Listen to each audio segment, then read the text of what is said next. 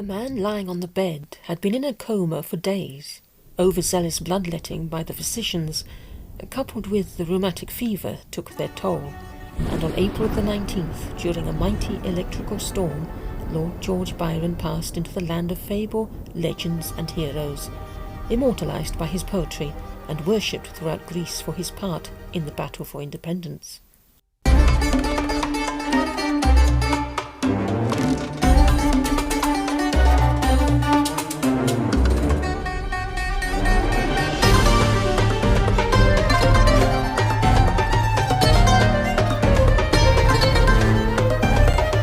Storms seem to have run in the family.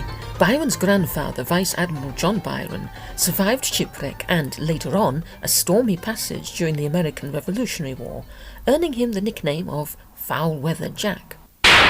His great-uncle William Byron led an eventful youth, mainly of dissipation, although he did end up killing a man in a duel, earning himself the title of the Wicked Lord and the Devil Baron. And life with Byron's father, John, also known as Jack, was no less tempestuous. A profligate widower with expensive tastes and something of an adventurer, he left his second wife and son George for France, where he died in exile in 1791 of a wasting disease at the tender age of 36.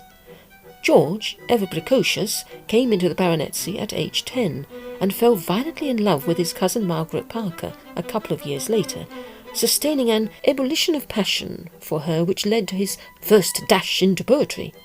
A lord at 10, a lover and poet at 12, and published in his teens, he certainly packed it in early.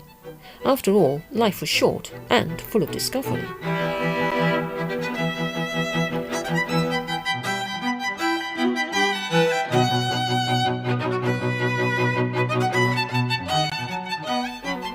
While human relationships proved something of a challenge, he maintained an abiding love of animals all his life.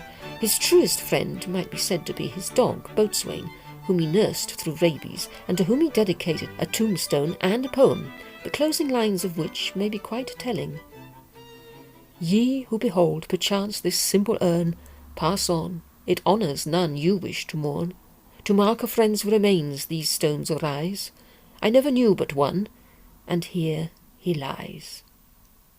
His love for animals, as with everything else, manifested early. When studying at Cambridge, he kept a tame bear, in direct protest at the rule forbidding dogs. There was nothing in the rules against bears being kept, and so he kept one, taking him afterwards to his estate to keep company with his tame wolf. Nor was his menagerie left on the estate. He took them with him wherever he travelled, as Percy Bysshe Shelley noted when visiting Byron in Italy. Lord B.'s establishment consists, besides servants, of 10 horses, 8 enormous dogs, 3 monkeys, 5 cats, an eagle, a crow, and a falcon, and all these, except the horses, walk about the house, which every now and then resounds with their unarbitrated quarrels, as if they were the masters of it. P.S. I find that my enumeration of the animals in this Circean palace was defective. I have just met on the grand staircase 5 peacocks, 2 guinea hens, and an Egyptian crane. Percy Bysshe Shelley, 1821.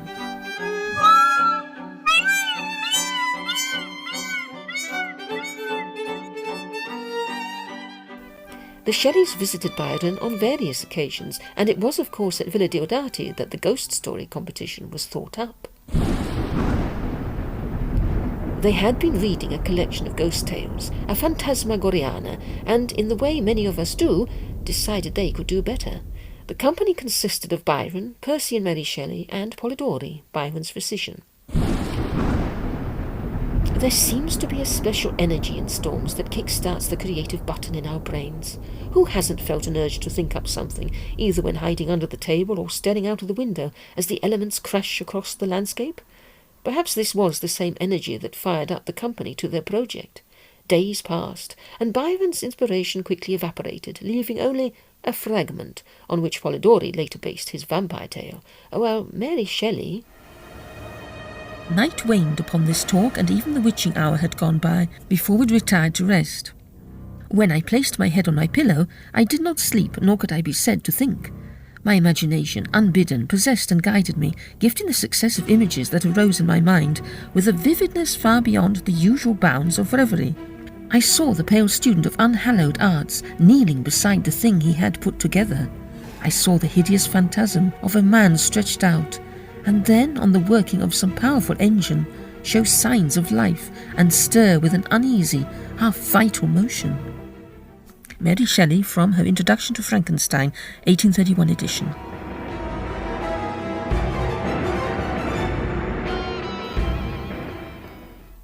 Dreams and the stuff of nightmares were definitely in the air. Aside from discussing the source of life, the experiments of Galvani, and the potential for resurrection of inanimate corpses, 1816 had proved to be particular in another sense.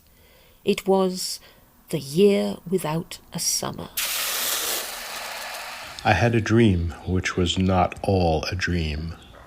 The bright sun was extinguished, and the stars did wander darkling in the eternal space, rayless and pathless, and the icy earth swung blind and blackening in the moonless air. Morn came and brought no day, and men forgot their passions in the dread of this their desolation, and all hearts were chilled into a selfish prayer for light. The volcanic eruption of Mount Tambora in 1815 had far-reaching repercussions. Long dormant on the Isle of Sumbawa near Bali, it suddenly decided to blow its top in April of that year. We have had one of the most tremendous eruptions of the mountain Tombero that ever perhaps took place in any part of the world. This mountain is situated on the island of Sumbawa and is distant from Batavia not less than 850 miles. We heard the explosions here distinctly and had some of the ashes. It was totally dark at Makassar long after the sun was up, and at noon at Surabaya the sun succeeded in enlightening the good folks so far as to allow them to see some yards of round. The ashes lay at Makassar, which is 250 miles. On the 5th of April, a firing of cannon was heard at Makassar. The sound appeared to come from the southward and continued at intervals all afternoon. During the night of the 11th, the firing was again heard, but much louder, and toward morning the reports were in quick succession, sometimes like 3 or 4 guns fired together, and so heavy that they shook the ship as they did the houses in the fort. The after effects lasted well into the summer of 1816. Across the northern hemisphere, temperatures plummeted, hail and snow fell, crops failed, with the papers in Europe and North America lamenting the miserable change in climate and subsequent famine. Dark, cold skies, snow and hailstorms in summer, famine, poor government, the observation of sunspots visible to the naked eye, and an alarming prophecy from a Bolognese astronomer that the sun would go out on the 18th of July. Was this the day of days? Was the end of the world nigh? Many seemed to think so. The prophecy gave rise to alarm and despondency across Europe, with people falling into comas or whole crowds rushing out to the street to kneel and pray. Some lay down and hid their eyes and wept, and some did rest their chins upon their clenched hands and smiled. And others hurried to and fro and fed their funeral pyres with fuel, and looked up with mad disquietude on the dull sky and the pall of a past world, and then again with curses cast them down upon the dust, and gnashed their teeth and howled. Stormy weather indeed. Darkness is a poem that illustrates a dying sun, extraneous to mankind, oblivious to whether humanity has behaved itself or not. Was Byron really describing an actual dream or nightmare that he had had? Was it the result of an extreme bout of depression and bad weather? The opening line, "I had a dream which was not all a dream," is suggestive. Did he awake from a dream to find that in a sense it continued? Did he write it in a waking trance? Time went on, and the world did not come to an end. Byron left Villa Diodati and travelled through Italy. In 1823, grown weary of Genoa, he was approached by representatives of the Greek movement for independence from the Ottoman Empire, and on the 16th of July, Byron set sail for Kefalonia. By February of 1824, Byron had invested a fortune in the Greek cause, and despite his lack of military expertise, was given a contingent of the rebel army to command. An attack was planned on Lepanto, a fortress in the hands of the Turks. Before the expedition could begin, Byron was caught in heavy rain while riding.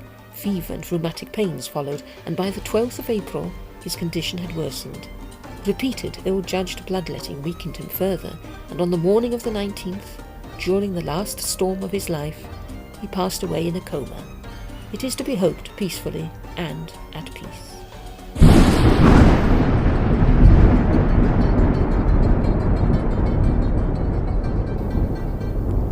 But I have lived, and have not lived in vain. My mind may lose its force, my blood its fire, and my frame perish even in conquering pain. But there is that within me which shall tire torture and time, and breathe when I expire.